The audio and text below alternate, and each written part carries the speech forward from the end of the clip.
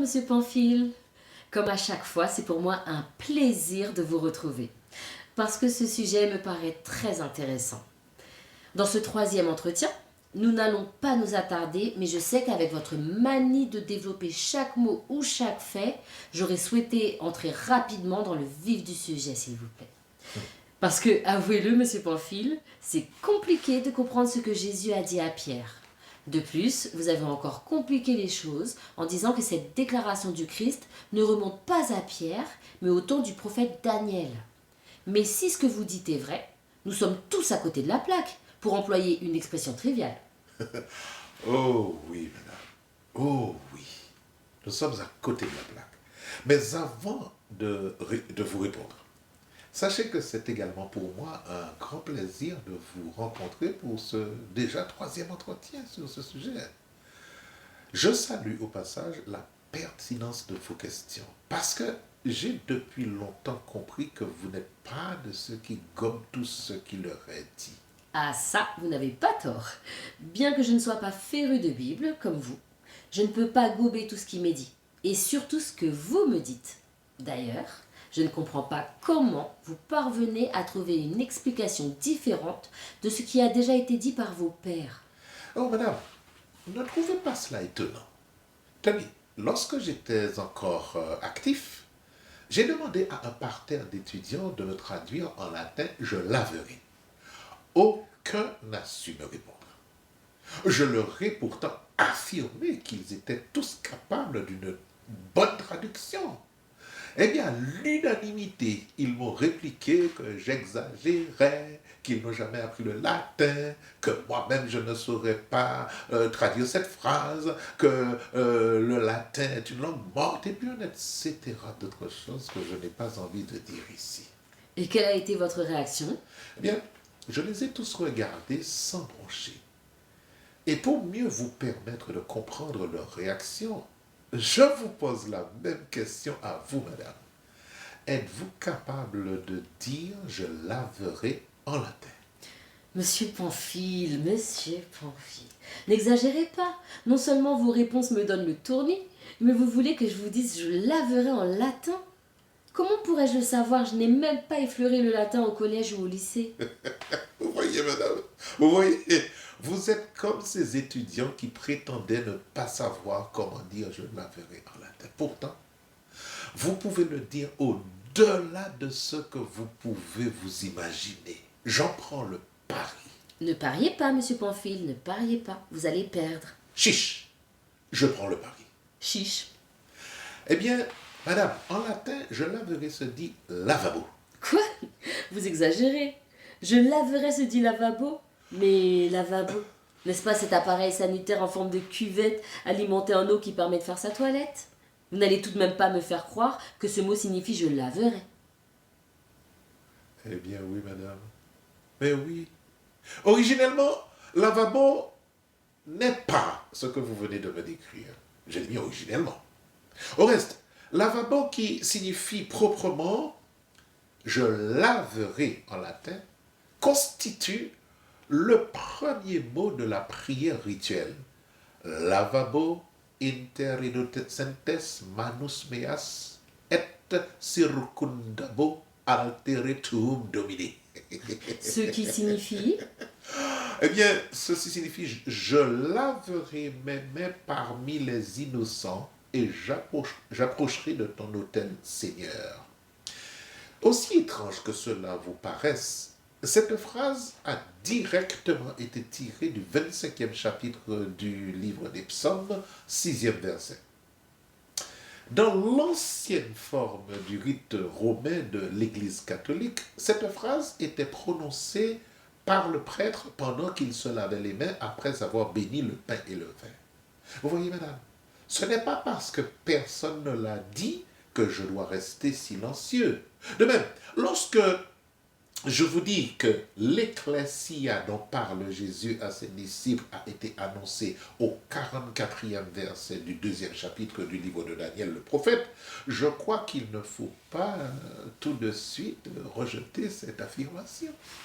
Eh bien, Monsieur Pamphile, vous m'avez scotché. Je comprends un peu mieux pourquoi chaque mot a une valeur pour vous. Eh oui, madame, ça devrait être le cas pour tous ceux qui étudient un texte. Parce que dans un texte, quel qu'il soit, chaque mot a son pesant d'or. Croyez-vous que les écrivains bibliques aient écrit le récit tout simplement pour faire beau, pour être classés parmi les meilleurs écrivains du monde? Non! Ils ont écrit avec le vocabulaire de leur temps et ils ont fait allusion à des scènes et à des tournures de phrases que l'on ne connaît plus aujourd'hui. Si nous n'allons pas puiser à la source pour comprendre le fond de leurs pensées, il nous sera impossible de comprendre leur récit. Ou alors, nous ne les comprendrons que superficiellement. Chacun de leurs mots a une valeur bien précise. Ne pas tenir compte de leur valeur, c'est passer à côté de la splendeur de la voûte du céleste univers de la connaissance de Dieu. J'espère vous avoir bien éclairé sur la raison qui me pousse à trouver une explication plus appropriée au fur et à mesure de l'étude des textes bibliques. Franchement, madame, est-ce que parce que le pasteur, l'abbé, le diacre, l'évêque, l'ancien d'église ou quel que soit le dignitaire de l'église aurait déjà développé un sujet, que ceux qui ont une nouvelle lumière sur le même sujet devraient se taire dans l'unique but de ne pas froisser les précédents orateurs? Non. Eh bien, il me vint une idée. Pas une idée, mais un exemple très simple à l'esprit. Voyez-vous, c'est à partir de la première voiture à explosion que les ingénieurs ont porté de constantes évolutions pour que tout un chacun roule dans une voiture aussi rapide et confortable en ce 21e siècle. Non? Tenez, au 18e siècle, à quelle vitesse pouvait rouler le fardier à vapeur de Joseph Cugnot? Oh, vous parlez de cette fameuse voiture qui pouvait transporter, je crois, une charge de 4 ou 5 tonnes? En tout cas, elle ne pouvait pas rouler plus vite que 5 km/h, c'est bien ça? Eh bien, vous y êtes. C'est bien cela. Un siècle après Joseph Cugnot, soit en 1896, pour essayer d'être précis, la première voiture à explosion de Benz pouvait rouler, tenez-vous bien, à une vitesse qui se situait entre 12 km 6 et 16 km. En tout cas, 3 ou 4 fois plus que le fardier à vapeur de Joseph Cugnot. Vous voyez? Si je comprends votre raisonnement, monsieur Pamphile, vous voulez dire que plus le temps passe, plus notre compréhension de la Bible est de loin meilleure que celle de nos aïeux? Vous avez bien résumé ma pensée, madame. Je n'aurais pas dit mieux. Si les ingénieurs n'étaient restés qu'au fardier à vapeur de Joseph Cugnot, nous serions encore à avancer à 5 km/h. Pour revenir à notre mot initial, lavabo. Lavabo n'était qu'un simple exemple pour répondre à votre question. Voyez-vous, madame, je prends toujours le temps d'étudier la plupart des questions qui me sont posées et même celles que l'on n'ose pas me poser. C'est le rôle de tout pédagogue d'anticiper, n'est-ce pas? Voyez-vous, les chrétiens doivent non seulement se poser des questions, mais surtout, examiner les réponses qui leur sont données. Examiner est le seul mot d'ordre. Non pas vérifier, mais examiner, parce que vérifier, ce n'est pas examiner. Eh bien, si ça peut vous consoler, vous êtes allé au-delà de la réponse que j'attendais. Êtes-vous en train de me dire que j'ai gagné mon pari? Oui, monsieur Pamphile, tout à fait. Je reconnais ma défaite. Maintenant, parlez-moi de «Je bâtirai mon Église». Au cours de notre dernier tête-à-tête, vous avez attesté que l'Église n'existait pas du temps de Jésus. Selon vos dires, ou plus exactement selon l'histoire, la première Église, l'Église catholique, a pris naissance en 325 au Concile de Nicée, sous Constantin le Grand. Alors, il faut savoir, si Jésus dit qu'il va bâtir son Église, c'est qu'il y en avait déjà de son temps. Madame, vous ne sauriez imaginer à quel point je suis sensible à votre pertinence. Je ne sais pas si tout le monde fait comme vous, mais je puis vous dire que vous êtes l'une des rares personnes à avoir appuyé sur le possessif mon. Oh, je ne suis pas en train de vous dire que personne ne le savait, loin de là. Je veux dire simplement qu'au cours des études que j'ai menées sur ce sujet, les personnes qui ont appuyé sur ce possessif ne peuvent se compter que sur une seule main. Pourquoi? Il ne fallait pas? Oui, oui, oui, oui, tout à fait. Au contraire, si vous n'appuyez pas sur le possessif mon, la phrase devient subitement fade. Vous avez raison d'avoir appuyé sur ce possessif. Lorsque ce passage est lu, l'on a tendance à croire qu'au temps du Christ Jésus, il y avait des églises au sens du bâtiment où se réunissent les chrétiens pour célébrer la messe. Du temps du Christ Jésus, il existait bel et bien des milliers d'ecclésias dans tout l'Empire romain d'ailleurs, mais pas au sens de ces gigantesques bâtiments où se réunissent les chrétiens. Attendez, attendez, monsieur Pamphile. Oui. N'êtes-vous pas en train de dire une chose et son contraire? D'un côté, vous dites que l'Église n'existait pas, pour ensuite dire que l'Église existait dans tout l'Empire romain. Oui, madame. Oui, je persiste et je signe. Je vous répète que l'Église qui existait au temps de Jésus n'avait absolument rien à voir avec l'Église au sens chrétien du mot. L'ecclésia dont il est question ici et qui a donné Église par la suite n'est pas du tout un mot divin. C'est un concept que les Romains ont emprunté aux Grecs, puis l'ont transformé à leur avantage.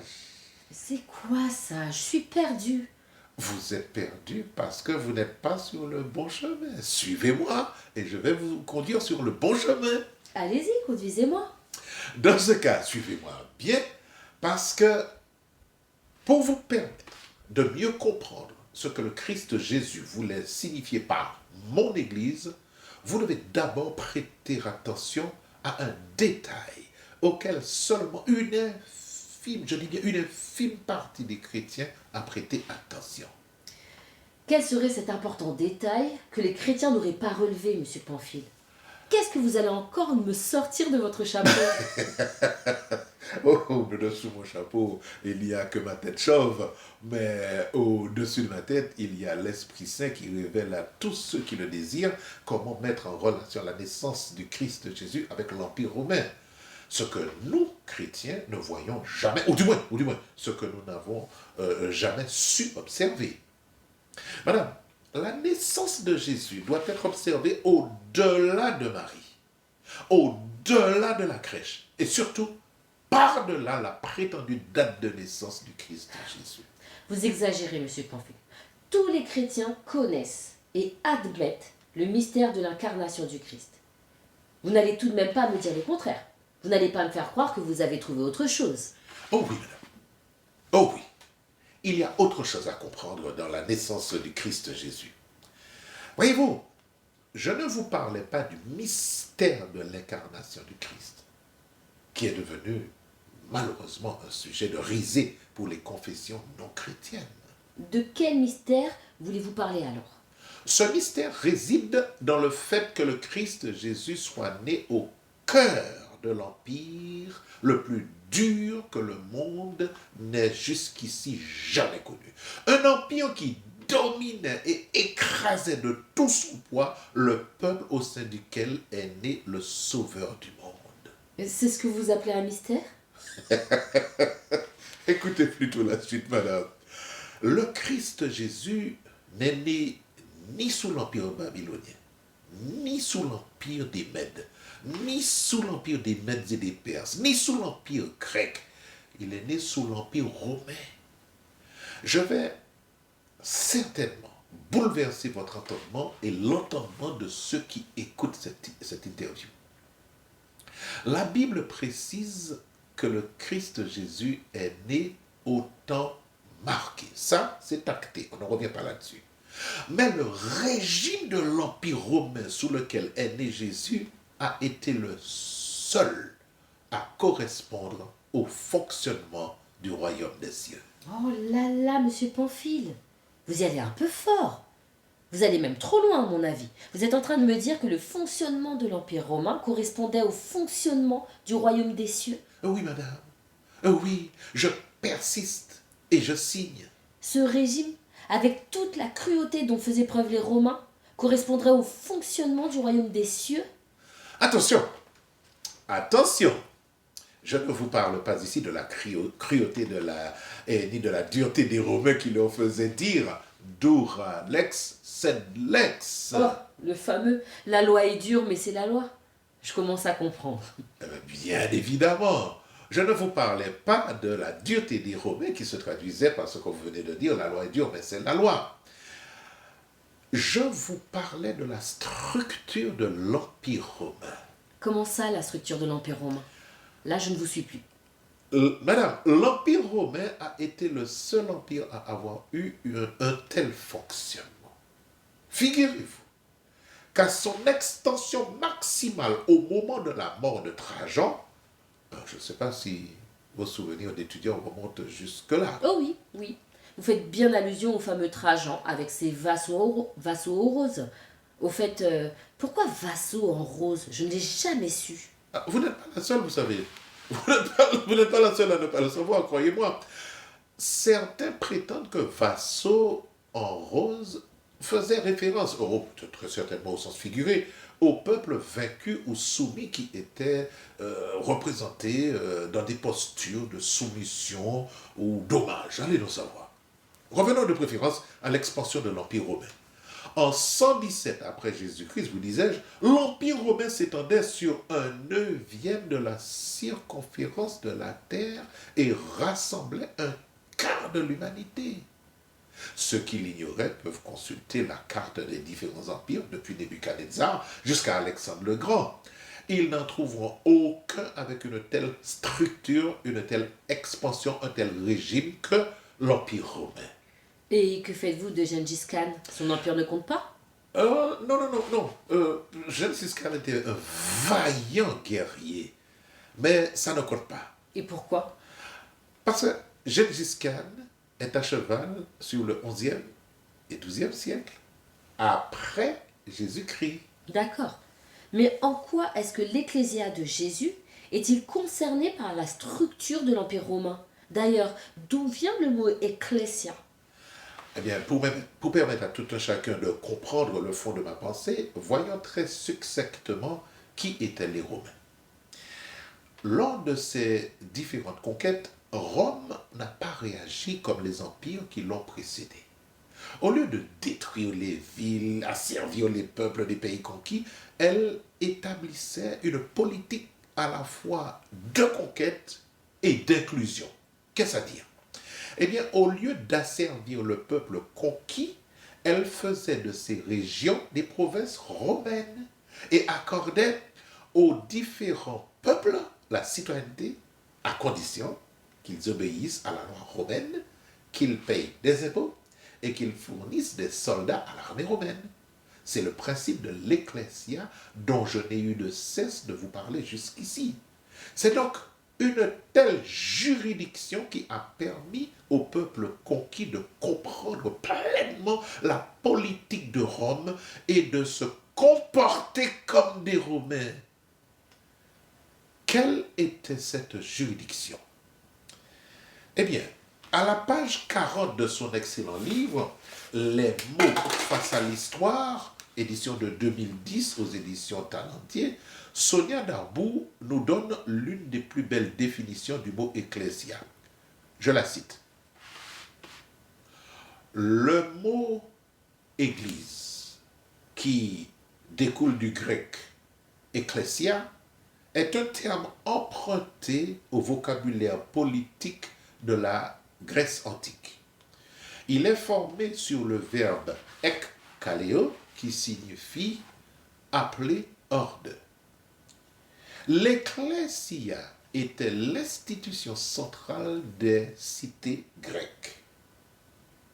C'était l'assemblée du peuple qui rassemblait l'ensemble des citoyens appelés à décider de leur avenir. Dans l'Athènes démocratique, par exemple, c'était à main levée que le peuple souverain votait la guerre, la paix, élisait les magistrats, validait l'ostracisme ou approuvait l'introduction de nouvelles divinités. Le rassemblement des citoyens au sein de cette institution était le symbole de leur loi commune et de leur égale destinée. La manifestation de leur identité fraternelle. Fin de citation. Attendez, monsieur Pamphile. Allez-vous me dire que c'est ce que l'on appelait un ecclésia pour lequel vous faites tant de mystères? Ce que je viens de vous dire n'était que l'origine du mot ecclésia. Voici ce qu'en ont fait les Romains. Rappelez-vous que lorsque Rome avait conquis un peuple, au lieu de détruire ses villes et de la servir, elle établissait une politique de conquête et d'inclusion à la fois. Ça, nous l'avons dit. Rome a été assez ingénieuse pour s'approprier les bases grecques de cette juridiction pour créer sa propre ecclésia. Elle consistait à former puis à déléguer des représentants, de vrais ambassadeurs dans tout l'Empire. Le rôle de ces délégations était d'enseigner au peuple conquis comment comprendre et vivre dans l'Empire. Au reste, dans sa deuxième épître aux Corinthiens, chapitre 5, verset 6, c'est à l'image de ces délégations que Paul, l'apôtre, a calqué la recommandation qu'il nous a faite. Soyez des ambassadeurs pour Christ. Eh bien, dites donc. Eh oui, madame, l'ecclésia des Romains était loin de ressembler à celle d'Athènes. Totalement révisée par Rome, elle a grandement contribué à consolider l'empire qui a duré plus de 500 ans, comme vous le savez, de 27 avant Jésus-Christ à 476 après Jésus-Christ, si ma mémoire ne me fait pas défaut, bien entendu. Attendez. Comment pouvez-vous être certain qu'il faisait allusion à cette ecclésia et non à une autre sorte? Eh bien, parce que, tout simplement, et souffrez de m'entendre me répéter de la sorte, ecclésia, au sens du bâtiment qui désigne le lieu où se réunissent les chrétiens, n'existait pas au temps du Christ Jésus. D'ailleurs, il n'y avait aucun chrétien au temps du Christ. Les disciples du Christ Jésus ont pour la première fois été appelés chrétiens à Antioche. Ceci peut être vérifié au 11e chapitre du livre des Actes des Apôtres, 26e verset. Ce n'est que 3 siècles après la translation du Christ Jésus au ciel que l'Église catholique apostolique romaine a pris naissance. Donc, lorsque Jésus parle de bâtir son Église, il s'agissait forcément de délégations calquées sur le modèle des Romains. Vous en rendez-vous compte? Tout citoyen romain devait respecter la Pax Romana et parler de la même voix que Rome. De même, madame, le Christ Jésus a voulu et veut encore faire de chaque homme, de chaque femme, de chaque jeune homme, de chaque jeune femme, un ambassadeur capable de le représenter en ce monde pour communiquer au plus grand nombre la connaissance de son royaume. Ah, hélas, comme vous le savez, ce projet a été étouffé par l'avènement des religions. À ce jour, aucune n'a prêché ni ne prêche la bonne nouvelle du royaume des cieux. Le seul message, vous en rendez-vous compte, le seul message que le Christ Jésus est recommandé de prêcher. Mais Dieu a encore des milliers de gens en réserve qui auront le cran de se détacher des églises pour enfin parler du royaume des cieux au monde. Cette heure n'est pas encore venue. Dieu a son heure. Dites-moi, monsieur Pamphile, ce n'est pas en lisant la Bible que vous avez appris toutes ces choses? Oh là là, non, absolument pas. Tout lecteur de la Bible doit pouvoir sortir du cadre de la religion, du cadre de la doctrine, pour penser par lui-même. Vous ne pouvez pas vous contenter de parler du Christ en écoutant que la version de votre Église. Vouloir parler du Christ tout en ignorant les us et coutumes de son temps est tout simplement impensable. Tenez, mon deuxième roman se déroule dans une Martinique dont presque plus personne ne se souvient. Si le lecteur ne connaît pas la Martinique des années 50-60, il est totalement perdu. Même ceux qui ont connu cette période ont beaucoup de mal à se situer temporellement. Pour beaucoup, ce roman a été une carte postale qui les a fait voyager dans le temps. D'ailleurs, c'est ainsi que ma dernière fille, Ludivine, décrivait mes romans lorsqu'elle me donnait un coup de main lors de mes dédicaces. Enfin, passons. Qui peut comprendre les écrits de l'apôtre Paul s'il n'étudie pas la structure de ses textes et de l'environnement social de son temps? Mais ça doit vous prendre un temps fou. Et oui, comme vous le dites, cela demande beaucoup de temps pour mes recherches. Il faut non seulement être passionné, mais également avoir de la patience. Ceux qui ne sont pas passionnés n'y parviendront jamais. Oh, et je crois qu'il faudrait couper cette partie au montage. Hein? Eh bien, dis donc, oui, il faut le faire. Non, rien ne sera coupé. Mais monsieur Pamphile, quelque chose m'intrigue tout de même. Vous qui aimez tant prouver vos dires par des exemples concrets, en avez-vous un en mémoire qui pourrait donner aux auditeurs et à moi-même une idée de ce qu'est concrètement un ecclésia? Eh bien, oui, madame. Par le truchement d'un récit biblique très connu des chrétiens, je vais vous démontrer ce qu'était une ecclésia au temps des Romains. Ce récit est assez long. M'autorisez-vous à vous le narrer? Faites donc, monsieur Pamphile, faites donc. Ne sommes-nous pas là pour ça? Vous savez, ce récit est consigné au 8e chapitre de l'évangile de Matthieu. Voilà l'histoire. Jésus entrait dans Capharnaüm lorsqu'un centurion s'est approché de lui et l'a supplié de guérir son serviteur qui souffrait terriblement, car atteint de paralysie. Jésus a accepté de répondre à sa demande. Mais, ce centurion a pris tout le monde de court. Il n'a pas accepté que Jésus vienne chez lui. Ah bon, et pourquoi? J'y arrive, madame, j'y arrive. Le centurion a carrément dit à Jésus qu'il n'était pas digne qu'il entre dans sa maison. Ce qui est intriguant dans ce récit est de lire que c'est le centurion qui semble imposer sa volonté à Jésus. Dis seulement un mot et mon serviteur sera guéri. Et c'est ici que le récit prend sa belle tournure. Une tournure qui nous permet de comprendre le vrai sens de la conception romaine de ecclésia. La suite de la conversation entre Jésus et le centurion est tout simplement hallucinante. Écoutez bien, madame. Le centurion a littéralement dit au Christ Jésus qu'il n'a pas besoin de se déplacer. Regarde, lui a-t-il dit, moi, je suis soumis à des supérieurs. J'ai des soldats sous mes ordres. Si je dis à l'un, va, il m'obéit immédiatement. Alors, viens. Il vient sans hésiter. Mon serviteur, fais cela. Et il le fait sans discuter. En l'entendant parler de la sorte, Jésus a été rempli d'admiration. Il y avait de quoi, madame, non? Alors, Jésus a dit à ceux qui le suivaient, je vous le dis et c'est la vérité, je n'ai trouvé personne en Israël qui ait une telle foi. Pardon, monsieur Pamphile, mais je ne vois pas d'exemple d'ecclésia dans ce récit.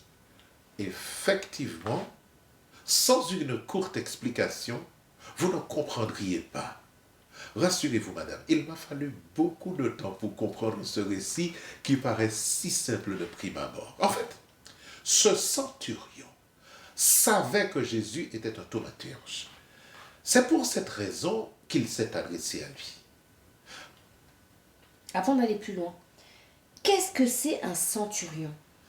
Je Et sais, je sais qu'il s'agit d'un officier qui avait le commandement d'une centaine de soldats. Mais avec votre manie de trouver un petit détail en plus, je me méfie. ne voyez pas de piège là où il n'y en a pas. Un centurion était effectivement un officier de l'armée romaine qui avait pour responsabilité de commander un détachement de 100 soldats, comme vous venez de le dire. Mais d'après ce que j'ai lu, le grade de centurion romain pourrait correspondre à notre grade de capitaine aujourd'hui. Ces officiers étaient en général des hommes soigneusement choisis et de réel mérite. Au reste, Polybe décrit le centurion idéal comme n'étant surtout pas un aventureux amateur du danger, mais un caractère ferme et sérieux ayant le don du commandement. Le centurion de notre récit, ce dignitaire de haut rang, a dû être, selon moi, mais ça n'engage que moi, il a dû être impressionné par la personnalité du Christ Jésus, récemment arrivé dans sa juridiction de Galilée. Vous voyez, toujours dans le détail. Oh, Puisque nous y sommes, qui est ce Polybe? décidément, vous ne voulez pas perdre une miette. Je vous l'ai dit, je veux tout savoir et tout comprendre. Je ne pense pas être la seule à vouloir savoir et comprendre, parce que vous, les intellectuels, vous nous déballez des noms comme si nous étions censés tous les connaître. Oh, oui, oui, bon, vous avez raison, pardonnez-moi. Polybe était à la fois un hipparque, un homme d'État, un théoricien politique, et l'un des historiens de la Grèce antique les plus réputés. Il est l'auteur des histoires qui narrent principalement l'expansion de Rome. Attendez, rafraîchissez ma mémoire s'il vous plaît. Un hipparque, c'est bien une division de cavalerie composée d'une grande quantité d'hommes, 500 si mes souvenirs sont exacts. Pile poil, votre mémoire ne vous fait pas défaut. C'est bien cela. C'était en tout cas une très haute position militaire. Merci, mais ma question est toujours en suspens. En quoi ce centurion est-il l'exemple même de l'Ecclésia? Eh bien, pour bien saisir la raison qui fait que ce centurion représente l'Ecclésia, il vous faut analyser son bref entretien avec le Christ Jésus. La subtilité se trouve dans ce détail précisément. Le détail, madame, toujours le détail. Comme on dit souvent, le diable se cache dans les détails. Vous ne croyez pas si bien dire. Je vais vous le prouver. Vous allez constater ça par vous-même. Jésus est tout à fait disposé à aller chez ce centurion. Mais ce dernier impose à Jésus de ne pas se déplacer. Il ne fait nul doute qu'il sait qui est Jésus. Il a certainement eu écho de ses miracles. Il lui fait simplement remarquer qu'ils ont tous deux un point commun. Ils sont tous deux soumis à une autorité supérieure qui fonctionne de la même manière, même si celles du centurion sont plurielles. Ce qui signifie, Eh bien, ce que le centurion veut signifier à Jésus est que lorsqu'il donne un ordre à ses soldats comme à son esclave, ces derniers ne voient en lui, le centurion, ils ne voient pas le centurion, mais César. Ils voient l'autorité de Rome, pour être plus précis. Aux yeux de ces soldats, il est l'Ecclésia, le parfait représentant de Rome, si vous préférez. Alors, tous ceux qui sont sous ses ordres lui obéissent exactement comme si c'était César qui s'adressait à eux. Ce centurion est à lui seul un représentant de la puissance de Rome. De même, il sait que la puissance à laquelle est soumis le Christ Jésus sera nettement suffisante pour que son serviteur soit guéri sans que lui, Jésus, ne soit pas obligé de se déplacer. Une seule parole suffira. pardon monsieur Pamphile, mais je ne comprends toujours pas. Madame, je suis conscient que cela est difficile à comprendre, voire à accepter, surtout lorsqu'on l'entend pour la première fois. Alors je vais vous conduire sur un autre terrain biblique également. Remontons à la genèse de ce monde. Au 26e verset du premier chapitre du livre de la Genèse, on peut lire ceci, je le cite de mémoire. Faisons l'homme à notre image, selon notre ressemblance, et qu'il domine sur les poissons de la mer, sur les oiseaux du ciel, sur le bétail et sur tout ce qui rampe sur la terre. Lorsque Dieu dit ces mots, madame, l'homme n'est pas encore créé. Ah bon? Pourquoi dites-vous qu'il n'est pas encore créé puisqu'il dit faisons l'homme? Madame, l'intention de réaliser n'était pas encore la réalisation. Et alors? Tenez, vous allez mieux saisir ma pensée. Il y avait 10 oiseaux sur une branche. 5 d'entre eux ont pris la décision de voler. Combien sont restés sur la branche? 5? C'est évident. Non, madame. Il en est resté 10. Comment ça, 10? Si 5 ont pris la décision de voler, il en reste 5. 10 moins 5, 5, non? Eh bien, c'est là ce que je veux vous faire comprendre. Dans l'énoncé, je vous ai dit que 5 oiseaux ont pris la décision de voler sur 10. Je ne vous ai pas dit qu'ils se sont envolés. Ah, monsieur Pamphile, oui, vous avez raison. Vous m'avez eu. Effectivement, ils ont seulement pris la décision de voler, mais non pas de voler. Ah, vous êtes dangereux quand même. Je ne suis pas si dangereux que cela. Je vous ai fait cet aparté pour vous permettre de réaliser que tous nous lisons. Mais nous ne faisons pas attention aux détails. Donc vous disais-je, lorsque Dieu dit « faisons l'homme à notre image, selon notre ressemblance », l'homme n'est pas encore créé. Il n'est que dans le plan de Dieu de le créer. Maintenant, après avoir créé l'homme, en créant l'homme, le but de Dieu était qu'il soit son représentant sur cette terre, un ambassadeur capable de rendre visible à ses descendants son invisible royaume des cieux. Par le premier couple, la logique de Dieu était de remplir la terre de la connaissance et de la grandeur de sa gloire, de la gloire de Dieu. Adam et Ève étaient donc chargés de rendre visible l'invisible royaume de Dieu sur terre. La première ecclésia en quelque sorte. En d'autres termes, Dieu voulait coloniser la terre au sens extrêmement noble du terme, il s'entend, en la remplissant de sa connaissance. C'est donc ce que l'homme devait accomplir perpétuellement. Malheureusement, les choses se sont passées autrement. Eh bien, madame, c'est exactement ce qu'a fait l'Empire romain. Il a colonisé le monde connu d'alors en le remplissant de la connaissance de ce qui se faisait à Rome. La preuve, s'il en fallait, que plus de 1457 ans plus tard, il y a encore de grandes traces du latin dans presque toutes les langues, anglais, français, italien, espagnol, bref, j'en passe des meilleurs, et surtout les vestiges des Romains dans tout l'empire qu'ils ont occupé autrefois. Vous comprenez mieux maintenant? Ah oui, monsieur Pamphile, oui. Je ne voyais pas où vous vouliez en venir, mais j'ai fini par comprendre. Tout ce développement pour en arriver là, eh ben... Que voulez-vous, madame? Il y a des siècles de mauvaise compréhension des paroles du Christ Jésus, je bâtirai mon ecclésia. De plus, les clés de cette ecclésia seront remises non pas à Pierre seulement, mais à vous, à moi, à tous les citoyens du royaume des cieux. Mais de cela, nous en parlerons le moment venu. Vous voyez, monsieur Pamphile, vous nous mettez l'eau à la bouche pour l'en retirer aussitôt. Mais je crois que nous allons nous arrêter ici parce que notre demi-heure est largement dépassée. Et nous n'avons pas encore parlé de l'annonce de Ecclésia qui, selon vous, aurait été faite par Daniel le prophète. Oh là là, vous ne... Bon, je ne peux pas vous enlever ça. Vous ne passez sur rien. Je vous l'ai dit, monsieur Pamphile, je veux tout comprendre. En tout cas, merci pour cette interview qui est la 3e, c'est cela? Oh oui, oh là là, déjà la 3e, oui, effectivement. Oui, c'est bien notre 3e rencontre.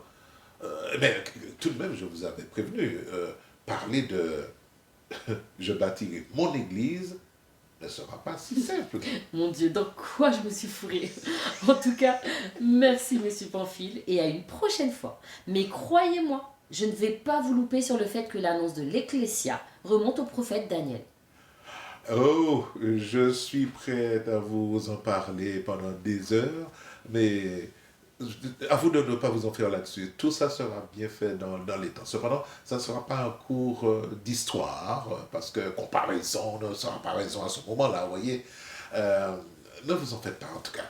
Vous verrez comment j'aborderai le sujet par la grâce de Dieu. Merci à vous, ainsi qu'à tous ceux qui auront prêté attention à cet échange. Merci, madame.